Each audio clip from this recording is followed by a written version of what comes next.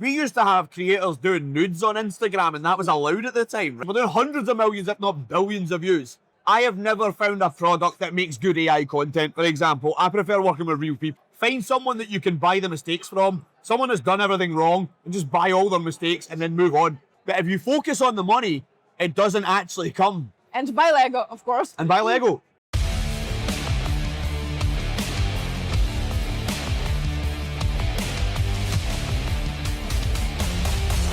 Hi, we are OnlyMonster, and today we are having a beautiful guest at Test Marbella, Steven Typa. Let's start. Well, the first question is, who are you, Steven Typa? Can you get a short information about yourself, what you're doing? Tell us. It's not short, I'm sorry. Short. I do a lot of stuff. So I started in the industry as an OnlyFans manager. We started one of the few creators back 4 or 5 years ago now. And we built up a business where we were doing a lot of social media marketing. So we transformed the business into a social media business instead. We became a studio. And that then transformed me into a content designer. So I became a videographer, content designer. And from there, we started building it our studio product, which then became a SaaS product. So now we focus on content production, but we've also got a huge focus on content compliance. So we have our own platform for posting content, making sure that's compliant content, making sure that accounts don't get banned all the time across the entire spectrum of the business. So we're doing a lot of stuff. Okay, he is actually so good. He is so big. He essentially has 80 models or how many? Yeah, but this is not only his own business. Can you tell us what do you do except for the OnlyFans, if it's not a secret? No, so the thing that I've just mentioned realistically is the biggest thing now. It's we're moving into an era of compliance because the way that the business is transformed, you used to be able to just post anything, whatever you like at any time on IG, on Facebook, on TikTok. No one really cared. But now we're in an age where you can't just do what you want. You have to know the rules. You have to understand what's happening. You have to understand and keep up, most importantly, with compliance. So the biggest thing that we've made now is our AI compliance bot. So all of our creators and other agencies as well are on board into that product where they're posting through our whitelist to effectively make sure that their content is on the level that it's supposed to be for all of these areas, because we don't want to get bans. The unbanned market is a terrible place. People are charging you, $2,000, $3,000, $5,000 to get an IG account back. I would much rather give creators a way to not have to pay that and instead just make sure their accounts are in good health the whole time. So that's our big focus for the next year now. We've been building it for the last 2 years. It's a great time. Well, you're a very, very busy person and you're a pro-business minded person. Can you tell us what is your typical Monday? How it works for so busy man? So I generally operate on Pacific Coast side because we've got a lot of business in California and in Nevada, in Vegas. So my typical Monday doesn't really start until about 1 p.m. in the UK. It's not because I'm lazy, it's because I'm working till about 4 a.m. the night before. So I'll get up, I'll head into my office. We've got a magnificent studio in Glasgow where we all work. My whole team's in there. We've made it's a great place to work. We're having a great time in there. We've got a lot of Lego in the office, so that's part of my Monday activity. Lego? Yeah. Wow. I'll do a little bit of Lego before I start working, helps me focus in. Then I'll get some coffee. I'll chase it with a Celsius generally to wake up. That's about 9 million milligrams of caffeine. And then generally, I just get to work. So it's not always typical. Sometimes we'll have a client that comes into the studio and I'll shoot that, photography or videography. I'll do reels. Sometimes I'll just do creative if I don't have a booking. So I'm thinking about, okay, right, what's in the market today? What's trending? What can we do with that? What can I create that's different? What fits for my model portfolio as well, because the clients are all different. So I don't want to just give them trends that are oh man, all these people are doing this, just copy that. I don't like that. So I would rather create new stuff for them. And right before this interview, I showed you one of the things I'd created, right? I've created a brand new concept. It's never been done before. We put all of this footage together and I think it's really gonna bang. So you guys can see it, you maybe see it, maybe your models are gonna copy it, I don't know. But yeah, I'll do a lot of that. And then that takes me to probably the late afternoon. I do judo in the evening on Monday, so I do a bit of training. I gotta keep my fitness, gotta keep my health. So yeah, bit of judo.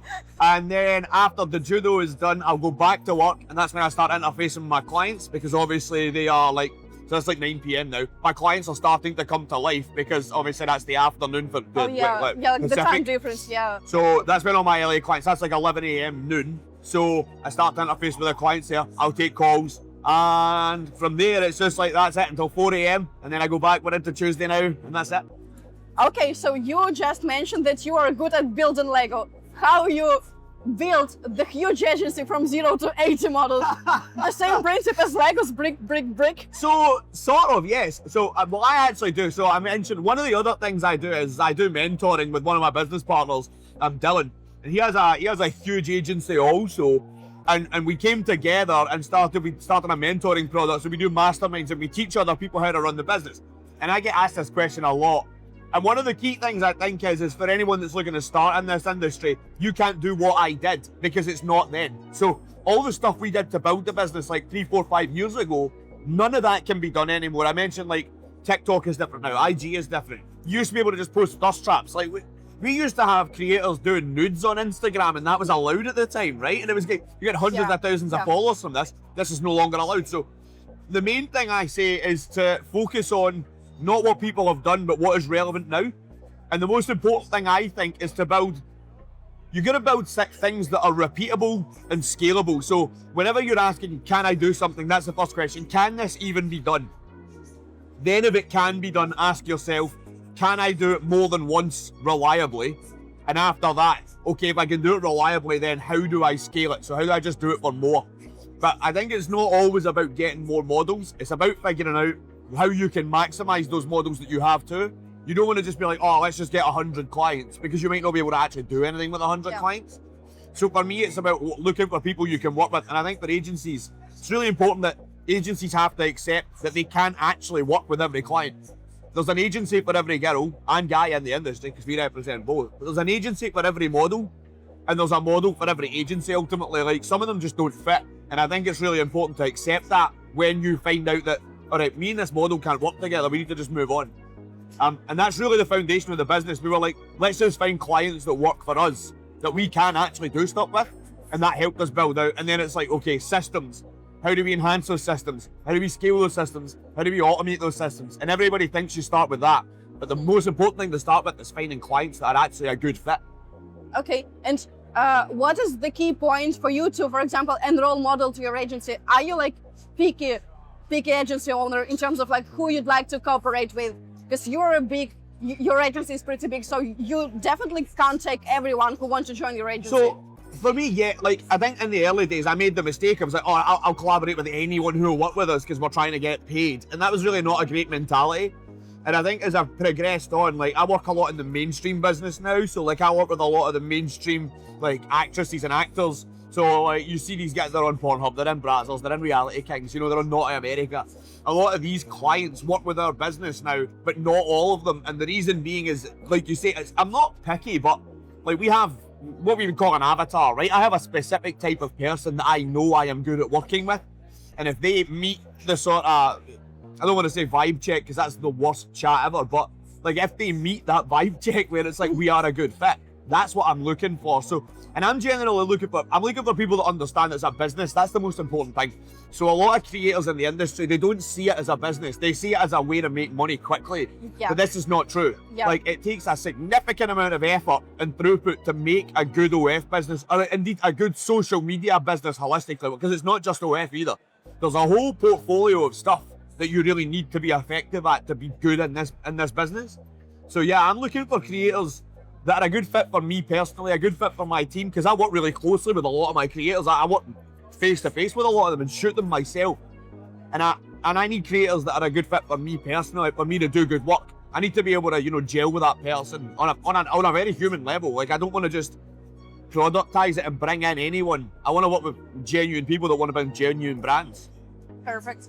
And so let's switch to more operation and like systematic questions. Like the first question we had here is, before you had real tools, how you were managing your models? What was the janky version that somehow would work for you? God damn right. So I existed before CRMs existed, right? Yeah, because you're long-term on the market. Yeah. So like before you guys were even like a vision, right? For Pav and then Daniel and all the other guys that built the product for you. Before you guys were even getting out of bed thinking about this, we were trying to manage accounts. And like, we obviously you have competitors that existed before you guys too, and we worked with some of those guys. But like before even them, like we had nothing. So the very first CRM, we didn't have a CRM, we used Dolphin Ante, was the very first tool we used. And we use like multi-login browser tools. Some of them don't even exist anymore. But like we use like tools like Dolphin Ante with proxies and stuff, and we were logging into the account, and then we were having our chat team all log on to that browser, and it was so jank. And I remember back at the time, it's like, all right, cool, we're trying to get our chatters, like how do we pay them? How do we calculate their commission? And it was on like a spreadsheet, it was on a Google sheet, an Excel sheet, and the chatters had to put in all their sales, and we had to go back and check them. It was so gross. We had no idea how to do marketing analytics. We had no idea how to do sub analytics. We had no idea what we were actually doing, who was coming in, where they were coming from. None of this technology existed. So we were just sort of guessing, right? And trying to like, all right, we've got a little bit of meta analytics. We can see the account. We can see what's going on. It was so bad. So we started early building our own tools. We were using automations, so you know them today as like maybe like Zapier and Make.com. We were using tooling like that very early on to build automations out and build our own API tech where we were like automating some of the stuff, but none of it is as advanced as it is today. Like this is a whole industry now, right? And I think we were in it before it was an industry, very much testing it, figuring it out. So realistically, the jank version was everything was garbage. We used a lot of Excel sheets and a lot of Dolphin Ante. Well, I like the tables, but anyway, this is so like time consuming, nerve consuming to do the calculations. Fulfill manual details. No way, no. Okay, next question. At what point did it become clear when you needed proper software? Like, the second we had like more than one client. So like, we knew we needed software the second we had to, like, when we were like using Ante and stuff, we were like, this is garbage, we need something, but nothing existed. So we're like around and we're trying to figure out, does anyone have this? And we were like, oh, how if we built it, what would it be like? And me and, so you know Jordan, my business partner, right? Me and Jordan are like, can we build this? And the answer was no. Right? Because it's going to cost us hundreds of thousands of dollars to make. Right? It's like, we can't do this. We don't have the expertise. We don't have the technology. We don't have the money. Right? This was early on. Like a lot of agencies, they come in and they think, oh, I'm going to make like $10,000, $20,000 a month, and that's fine. But I don't think you guys understand the scope of building a product like this. So it's like, we were like, nah, right? We need someone to do it. Someone needs to come in and invest. But it's not us. So the answer is immediately, we knew we needed tech. We just didn't know what we needed. We knew what we wanted. We wanted a solution that does this, all of these things that we now have. We want a solution that monitors chatters. We want a solution that does the stats for us. We want a solution that tells us how many subs are coming in. We want a solution that tells us what the percentage is of our sales. We want a solution that tells us what the average spend per person is on a free account, on a paid account. We want to know what the LTV of customers are. There's no way for us to make that happen, right? Now there is. But yeah, we needed these immediately from day one. They just didn't exist. You just need to wait for 3 years till OnlyMonster became a real thing, yes. And yeah, we are moving to the third question. I'm first of all glad that you joined us a long way ago and you are testing us and using us for the long time. And the question is, what made you stay with us? What actually moved the needle for your operation, like you with OnlyMonster, how your overall experience? So I think, it's really simple for me, right? You guys, we've got a good relationship, right? We've been working together for a while, and Tim on your team, I met Tim at a conference a long time ago. He was like, bro, this product slaps, you should join. And I'm like, okay. And I tested you guys, and I didn't actually like it initially. I left. I was like, I don't like this. It's not what I need it to be, right? At the time. And then I met Tim about 6 months later, and he said, you know all that stuff you said? We fixed all of it. Do you want to come now? And I was like, well, I'll test again. So we went through the testing phase, and the same thing happened. We were like, there's some stuff that we need some of this stuff to exist, and it doesn't. Yeah. And in about 30 days, Tim was like, we'll test for 30 days, and I'll give you the stuff. I guarantee it. It's going to happen. We were like, okay. And on that, like, 25th, 26th day, he's like, we have the things. Do you want to test? And me and my team were like, okay, let's do it. So we've done it, and we've kept doing that. So every time I think of something, I tell your dev team and they just make it now. And they're so fast at doing it that I was like, why would I leave? Because if I see an innovation in the industry, right, and I say, oh, I need something now that's going to help us do this, this, and this, and it's going to make it easier for me, I know it's going to make it easier for every other agency anyway, because I'm plugged into like 500 agencies with our mentoring product. So I'm talking to all these guys daily, and they're telling me what their problems are. So I just tell you what their problems are, and then you guys make it, and I'm like, oh yeah, that's great. So that's the real reason. The real reason is because I'm plugged into an environment where I can get the information, and you guys action it quickly. Like, I'm very happy. Like, every time something changes, you guys action it. Every time there's an issue, you guys can fix it.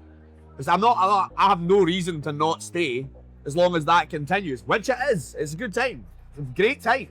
Thanks for these beautiful words, and thanks to our developers team, to our support team who always listen to the customers, and we provide the features that you guys need. So feel free to share your customer feedback. It's very important for us to integrate something new that might be useful for you, for other agencies, for creators, so on and so forth. So and if you're not on the platform, just text me and I'll tell them anyway.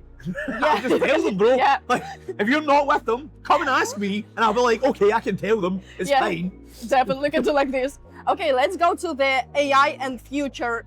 The first question is, how do you actually use AI in your own day-to-day, not the hype version, the real vision of AI? Like, what is your attitude to AI? What do you think about like integrating some new AI tools that might help you in the future to run your business?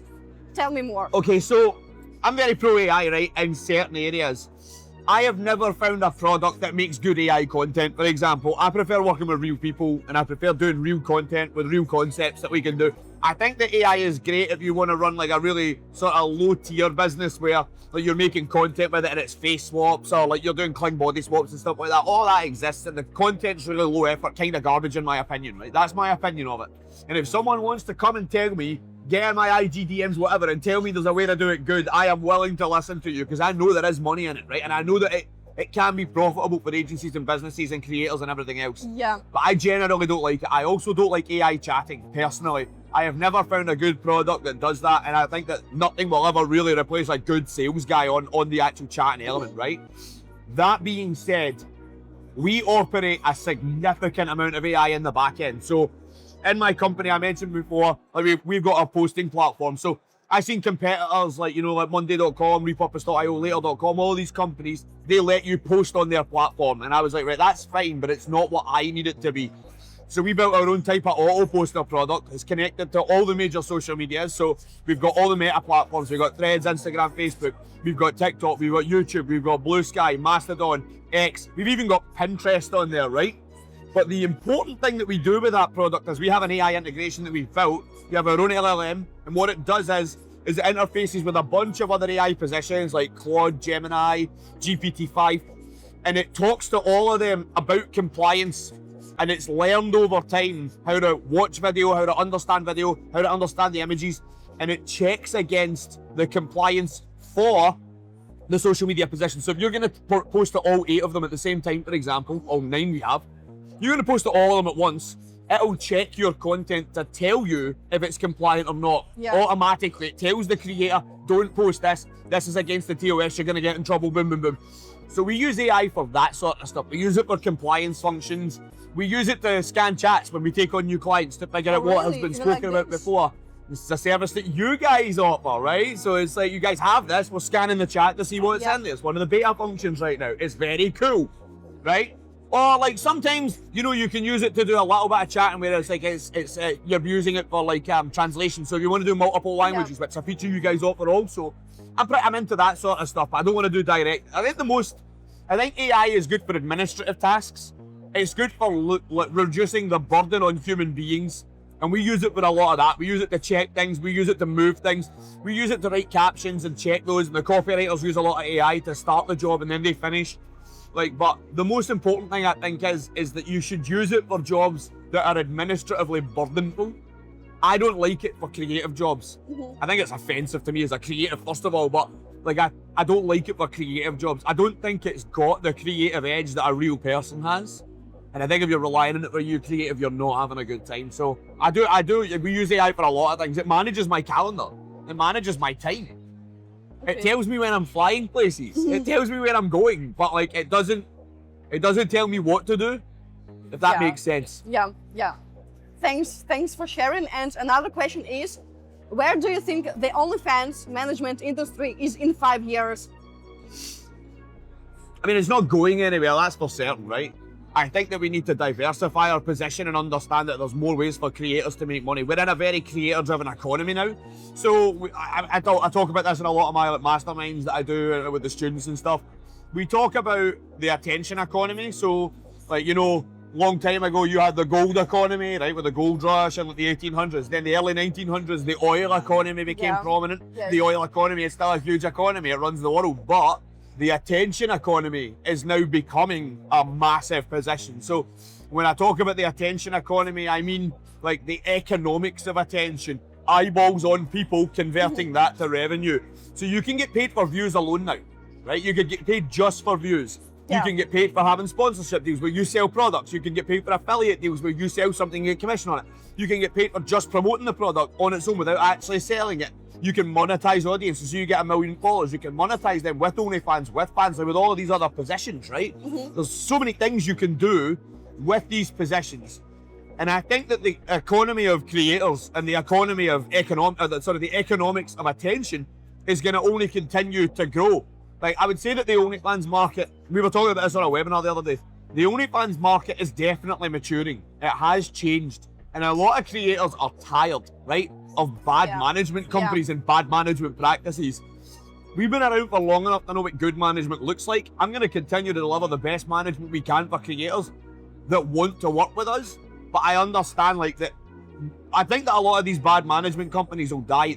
The bigger a lot of us get, the harder it becomes for people to actually compete with us too. So if you want to do it, you've got to do something that's really actually good. You can't just be coming in and doing all this sort of shady practices anymore. And I think in 5 years, a lot of that will be written out. I think that as general compliance happens across different social positions, it becomes harder to market. And the experts are really starting to come to the front of the pack now, because it's not as easy as it once was. And I think that as we mature in the market, more platforms will arrive, more platforms will have methodologies for monetizing audiences, which is going to be good. And more creators, more specialist creators, more excellent creators will continue to rise out to the top. And I think there's a saturation of creators, but the really good ones do stand out. And it's harder to stand out, but for the ones that do stand out, they reap more reward now in a saturated market, or a semi-saturated market, for a second. Yeah, it's not going anywhere. I hope not. Points, actually, yeah. Pretty interesting to discuss. Another one is there a version of this business that's fully automated, and would you even want this? For me, no, because I don't think AI is in a position for that. Okay. I don't think fully automated positions work. I still think you need a human oversight. I think that you need an eyeball on there. I think the problem is people like automation because it's cheap, but one of the issues is that they don't understand the customer. The customer is coming for an experience with a creator. They see the girl on Instagram, they see her on Pornhub, they see her on wherever, and they want to have an experience with that human being. Yeah, with personality, not with the picture. This is important. AI couldn't check the personality and replace you. So from my personal view, AI is managed to help the chatter and help the creator, help the people to cover funds. And for example, to save the time, to save some money at some point, but not to replace them. Yeah, I think that you can use AI to filter out time wasters and stuff, like people who aren't there to actually have a real experience, people that aren't there to have, an actual buy. Because let's be honest, right? And a lot of creators fail to see this. Customers that come to the PPV platforms, OF, Fansly, etc., there's an understanding, right? There's two types of customer. There's an understanding that they're coming there to buy the creator's time.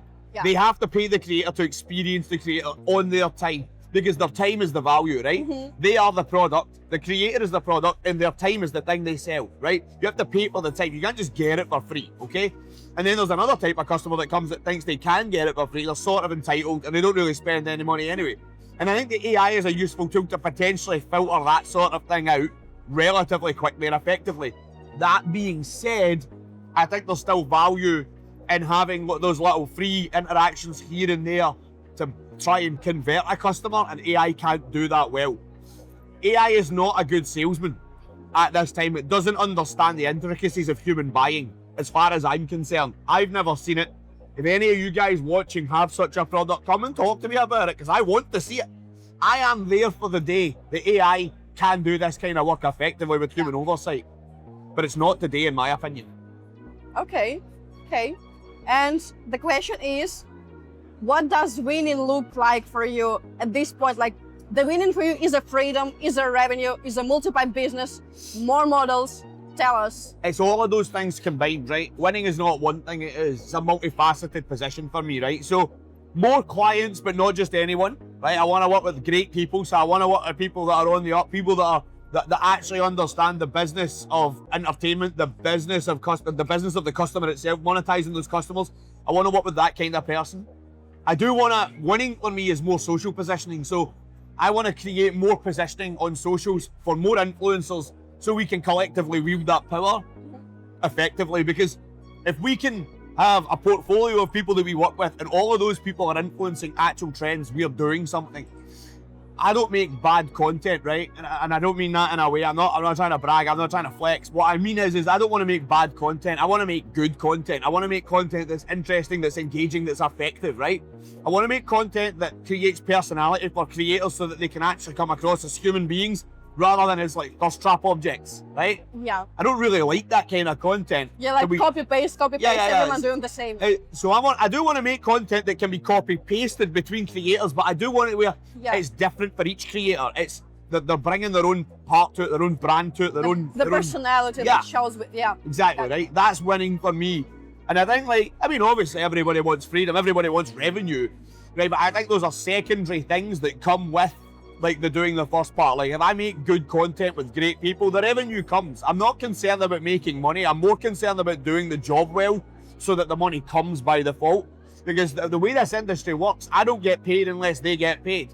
So I realistically shouldn't be focused on the money. I need to be focused on how to get them the customer. I need to be focused on how to get eyeballs on them. I need to be focused on a variety of different things to get the money to come. But if you focus on the money, it doesn't actually come. I know this, I've done it. Like, I've been in positions in the early days where we're like, oh my God, we're not making money. We need to make money now today. And we're not doing it. How do we do it? Oh, no. So it's like, if you focus on that, you're probably doing it wrong. I'm focused on winning across the social position, across winning with people, across building good brands with those guys. And the only thing I care about for money is the ability to buy more Lego. More Lego. Well, so the point is, don't chase money, chase success and build success. This is the key point, I think. And buy Lego, of course. And buy Lego. Lego. No, I don't have a partnership with Lego. If they want to make a partnership with me to give me free Lego, I'm on board. Yeah, call OnlyMonster to have collab with Lego. We built some OM Lego. We built this guy out of Lego. Definitely good one. And okay, what's one thing that you wish someone was told you before you started building your huge business, like especially OnlyFans agency? So back in the day, right, we didn't really have teachers. I started working with my partner Dylan. Like we came together early on, and he was early in the business. He'd been doing it for a while as well, and we met each other when I was sort of just starting out, and I helped him with some data stuff. He helped me with some ideas that he had, and we built the agencies together, and it was a great time, right? I think the one thing that I really should have taken on board was find someone to teach you good practices, not trash practices. Don't be going on like Telegram and listening to dudes about black hat methodologies. Like, oh yeah, if you want to get traffic, you have to get the iPhone, and then you have to put a US SIM in it, and then you have to turn it upside down and go around in a circle 3 times. I've heard some instructions about this. And you can only do this on top of like the Eiffel Tower, so make sure you do that, and then you'll get a US audience. It's like, bro, shut up. Like, this is garbage chat. Find yourself a mentor, right, that's done all the shit wrong, and then be like, okay, so what should I be doing? And how can I do it right? Excellent, we're having a great time. I suppose the main thing is that find someone that you can buy the mistakes from, someone that's done everything wrong, and just buy all their mistakes and then move on. The one thing that I think is important is speed. And if someone had told me speed was more important than everything else at the start, I would have been like, oh, wait, what? But it is true. Like, you have to be fast as possible, but you can't be you have to be fast and accurate. You can't have one or the other. It has to be both. Yeah, definitely. Speed and accuracy are important. Find someone who can teach you both. That's what I would say. Okay, and the next question is, do you have any advice, for example, for the one who wants to build an agency in nowadays? Don't focus on, I say this at the start, but don't focus on what we did. Focus on what we can do now. Don't ask me questions like, oh man, what did you do 4 or 5 years ago on TikTok that got you 100 million views, right? We're doing hundreds of millions of views on IG across our socials positioning, right? IG, Facebook, TikTok, all of these places. We're doing hundreds of millions, if not billions of views. But guys are like, oh, how did you do that before? It doesn't matter what I did 2 or 3 years ago. None of that's relevant because you can't do any of it anymore. The one piece of advice that I would have for people is don't look at the landscape from 2 or 3 years ago and look at the successes of people then. Don't do case studies on creators that were massive at the time. Do case studies on creators that are moving up now. That's how you do it. Like, you're going to be looking forward, never backwards. Always forward, never backwards. Forward and slightly up. Right? That way. But don't be looking back. That's the worst thing to do now because the industry moves so fast and it's tied to socials which moves so fast that if you focus on what happened before, you're already dead. You're in the past and you're going to lose. That's it. Nice words. Notes over here. And basically the last question for you, where can people find you, follow the agency, keep up with what you're building, where people can find Steven Typa? Okay, so I'm on Instagram, _SJ Gregory 2. Our website is up now, so all of our servicing's on there at TYPAstudios.com. That's where you can look at our social media posting stuff. So if you want to get compliance on there, you can come through and chat to us about that. If you want to just connect with me on IG, just follow me. If you want to get shot by me, not with a camera, obviously, not the aggressive kind. If you want to work with me on creative or you're interested in growing your business and you're a model specifically, you can reach me on IG. That's the best place. We've obviously got TYPA Studios as an IG page too. You can contact us there. So contact the business, contact me personally, go on the website. Yeah, we're doing all the things. Also, you can find Steven Typa at conferences. That's true, yeah. I go to every conference on the circuit. So if you're a model, I'm at Experts, I'm at Exotica, I'm going to be at AV, I'm at all of these places. I'm probably going to be at Bucharest Summit in Romania. I'm mostly where these guys are, to be fair. I'm going to be at Test for the next 2 as well. I'm going to go to Prague probably. So I go to every conference. I am always around. If you're at a conference and you're a creator, come and find me. If you're an agency, come and find me. Yeah, just come and find me. I'm around. I'm always traveling. Look at the conference circuit and you'll find me. I'm going to be around. Thanks for having this beautiful interview with us. I'm literally so glad that we have such a beautiful guest that was able to share. Is this Riz? Yes.